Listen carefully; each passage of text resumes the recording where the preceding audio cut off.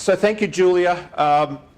As Julia said, I'm the Senior Associate Dean in the College of Arts and Sciences, and I have been in that position for like 5 or 6 years. And that position in the college means that I oversee the promotion and tenure process, what we call RPT now, Retention, Promotion and Tenure, the RPT process, thanks to Carol Parker.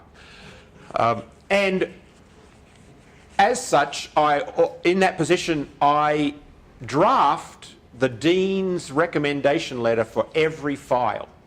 And in the college, so approximately 150 people go through this process every year in the university, and about 80 of them come from the College of Arts and Sciences.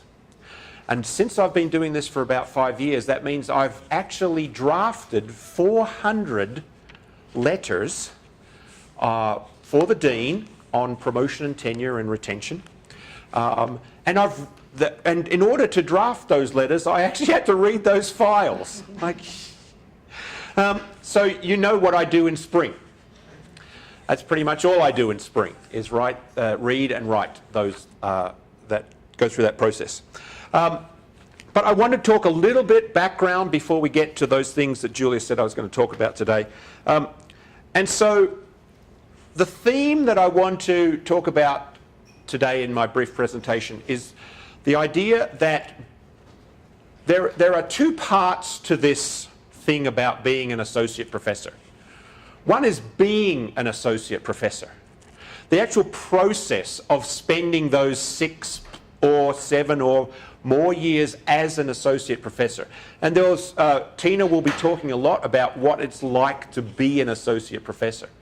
And then there's the other part, which is you're only an associate professor because you want to be a full professor. Let's be honest. Nobody wants to be an associate. Everybody wants to be the real thing, you know? Like senior associate dean. What the hell does that mean? And it means that I really wanted to be the dean, but somebody else got the job, you know? So there's the being part, and then there's the preparing to be the next part. And a lot of the focus is on, as an associate professor, you will find a lot of focus on preparing to be a full professor. So the idea of promotion, tenure, doing the things that are necessary in order for you to have a strong file when you come up to be a full professor for that promotion decision. And I want to emphasize that don't ever let that distract you from the other part, which is being an associate professor.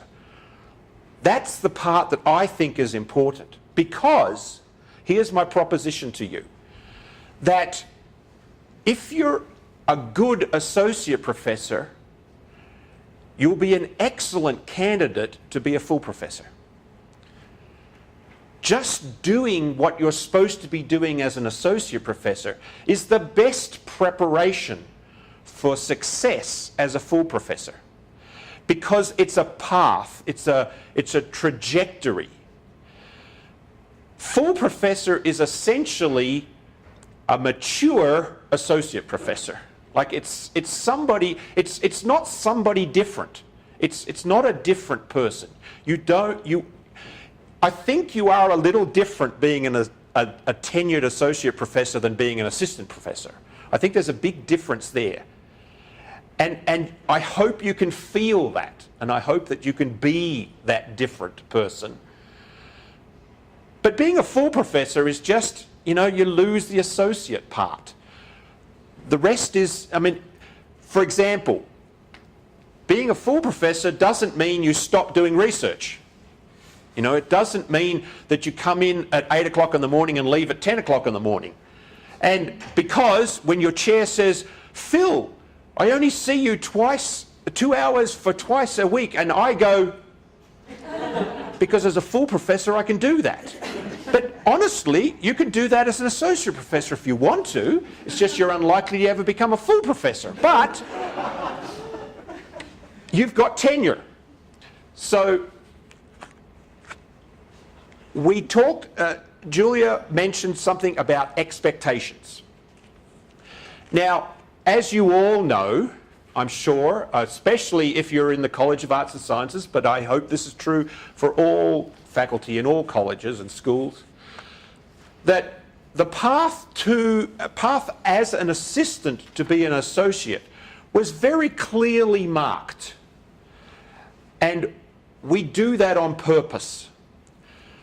We shine bright lights on the yellow bricks to get to the gate that says now you have tenure and you're an associate professor. And it's pretty clear cut. As Julia alluded to, the faculty handbook is much less definitive when it comes to what it takes to become a full professor, which means that your path as an associate professor is less well illuminated and directed. And Tina will talk about how that's actually a good thing. Maybe we can use that, you can use that to your advantage, which I think you should. But it also means that it's harder for you to know what's expected of you. Many departments will not have written expectations for promotion to full professor. They should have written expectations for promotion to associate professor, but the next step, not so much.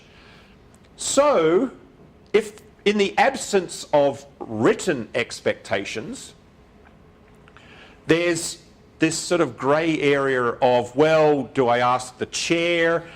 Do I ask my colleagues? I don't really like that professor, so I'm not going to ask her. And those professors hate me, so they're not going to...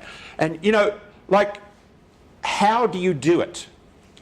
Well, clearly, the best person to ask is the chair of your department. And as you spend time as associate professor, you may have one or more of those, and that's fine. There should be some sort of consistency, and you should demand consistency by your leadership as to what path should I follow? This is the path that I'm taking. Is it okay? Constantly check in to make sure that you're doing the things that your colleagues expect of you as an associate professor. Part of these expectations, part of developing good expectations is finding role models. And you may be in a department where you do not want to model yourself on any of your colleagues, and that's okay. Some departments offer you lots of wonderful role models. Other departments maybe not so much. In fact, you might look around at your colleagues and say, I want to be exactly the opposite of those assholes. But be that as it may, find people that you want to model yourself on. Look around the university, look around other universities. Your colleagues who you research with, the colleagues that you meet at conferences and workshops, when you're on sabbatical and you work with other people at another institution, look at those people and say, that's the type of associate professor I want to be. Be yourself, obviously. I mean, you wouldn't be an academic if your strong, independent self wasn't important to you. But look around and see what these other associate professors are doing. The ones at this campus, the ones at other campuses, and say, I like the look of that lifestyle, you know, that professional lifestyle. That's the one that I want to be like. And make it your choice and then pursue it. You know, learn from those people, ask them how they did it, how they make the balance between life and professional. You know, academics have one of the great difficulties of being an academic, just as a digression, is this work-life balance. You know, when you work in the private sector for a giant corporation, they talk a lot about work-life balance, but it's generally pretty easy to turn off at 5 o'clock. I mean, some of us don't even start working until 5 o'clock. I mean, let's be honest, you know, we're the 3 a.m., my best hours, you know, start at 2 o'clock in the morning. So, you know, we're not normal people so we don't have normal work-life balances.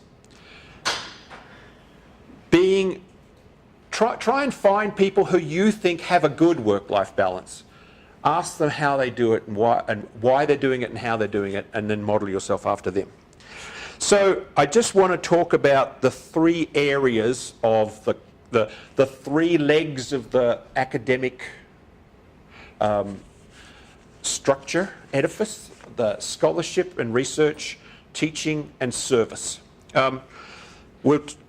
Julia talked about scholarship. I want to emphasize the idea that as an associate professor, you should be maturing as a scholar and researcher.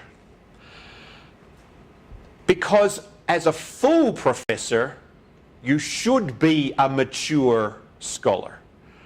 And I use that word advisedly. I carefully chose that word because maturity means a lot of things. It means behaving like an adult in many respects. It means putting things in perspective, being better than people who throw tantrums and all those other things. You know, I don't necessarily believe that when I was a child I acted like a child, and now that I'm an adult I put those things away.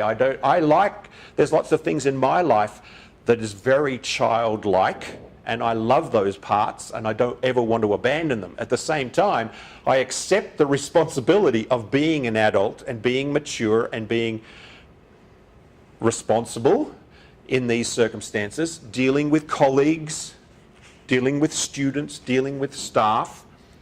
We look to the ranks of the tenured faculty to be the mature, responsible people at the university.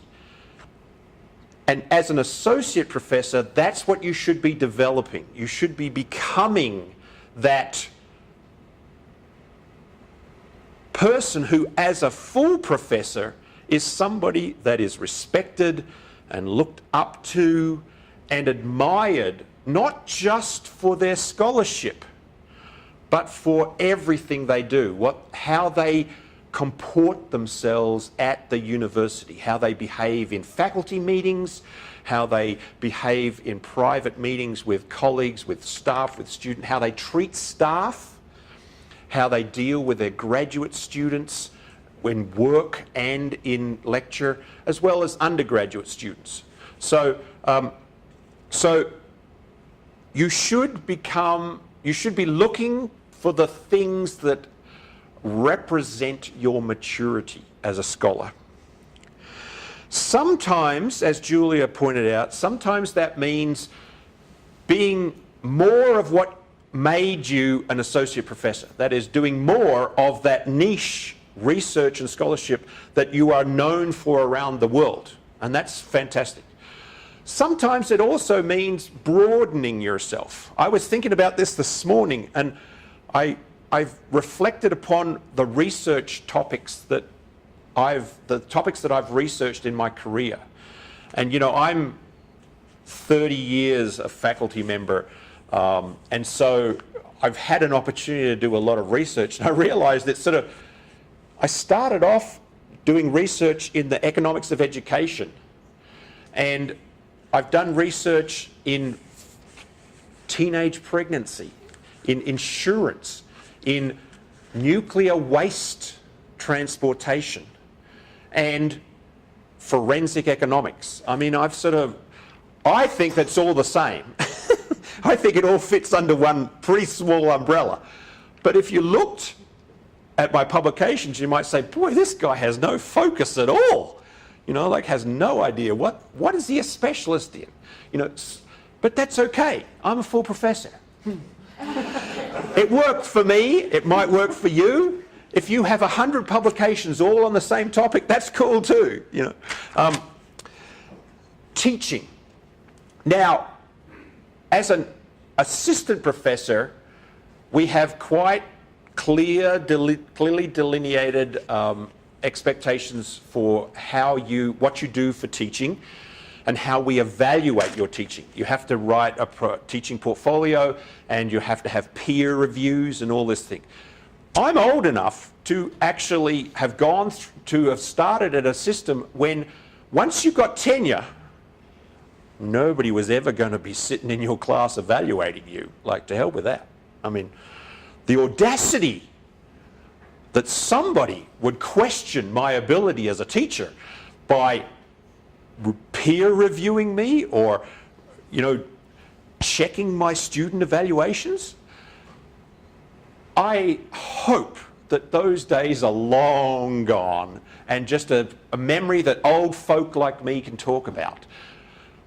I hope you are all being peer reviewed. If you are not being peer reviewed, please be peer reviewed. This is very, very important. Not because we need peer reviews, and for example, in the College of Arts and Sciences now, there is an expectation that all promotion files will contain peer reviews, even to the rank of full professor. That may not have happened, but we would like to see it happen. I think the Provost's committee is looking more to that as a standard now. So the other thing is that regardless of whether it's actually critical for your promotion or not, I think it's a good idea. You get feedback from your colleagues. And some of them actually have some good ideas about teaching. I mean, they're not going to sit there and go, you're a shitty teacher. Like, that's not the goal of peer review. The goal of peer, nor is it to say, you're fantastic. I don't even know why I turned up. It was amazing. Like, I had to put my sunglasses on. It's a constructive feedback mechanism to find ways of being better teachers. So please, think about if your school or college does not require teaching portfolios, think about developing a teaching portfolio using that format. All teaching awards at UNM now require applicants to have teaching portfolios. It's a specific format.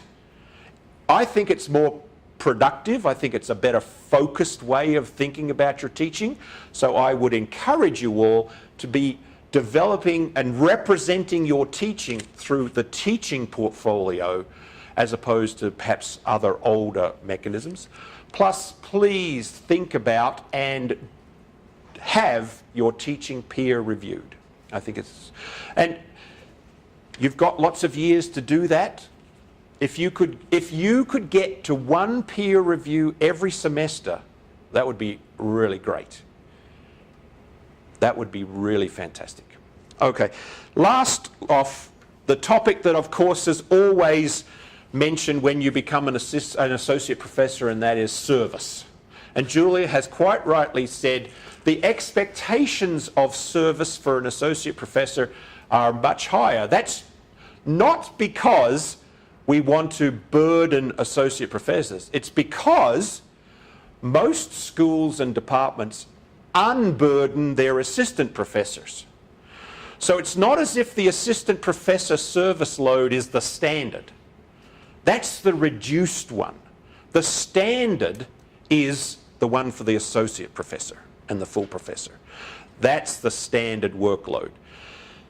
Now, if you take the nominal, and it's not written in the faculty handbook anywhere, but if you take the nominal 40-40-20 split, 40% research, 40% teaching, 20% service as the breakdown of an academic career, how we divide our effort amongst those three things, then service is clearly the last and least important part. In places like the college dean's office, we are trying to get service to be recognised more through the promotion process and through the annual review process, so that doing that 20% or more service is not only recognised, it's acknowledged and rewarded. Rewarded through the promotion and review process that happens both annually and at these milestones. So service is important, but as Julia said, don't let it derail you. So you have to be careful. When your chair says, will you be a member on this committee, don't always say yes. Don't always say no either. Be selective. Choose the committees that you want to be part of. They may be at the department, they may be at the college, they may be at the university level. And of course, it's very nice to be asked by the provost to be a member of a particular committee. But before you say yes, look into what it involves. If you have to meet twice a week for 2 hours for the next 3 months, that's a shitty committee appointment. Do not take that on. One, I hope nobody ever asks people to do that, but don't do it. That's a bad committee assignment. Then again, don't always pick the ones that meet once for an hour every semester, because then you're not really contributing. You're not doing any real service because service is what runs the university. It's what gets shit done. I'm sorry to say, but it's true. It's what gets stuff done. We need to organise ourselves. We need to do these things. Committees are a great way of getting faculty buy-in, getting involvement, getting participation, finding out what faculty want through committees. So committee work can be very, very valuable. But remember, choose the committee that you think you can be valuable to, that you can contribute to, that takes advantage of your skills and abilities and ideas. Are we at time? Yep. No, that's okay. I think I actually covered everything on my list. So we can revisit at the end. Oh, absolutely. Yeah, I actually said everything on my list. So did we have questions, or we do that later? Anyone have a question right now? And we'll also make sure there's some time. We can do it later, because Tina has... I could be a little bit late. I did warn them I was going to be late. So. Well, let's... Now, why would there be I always tell my students in the first class, I say, you realise that when the professor says, are there any questions? That's not a rhetorical question. Because when the students don't respond, the professor interprets that as saying, I've done an incredibly good job and they know everything, which of course we know is all rubbish. Thank you.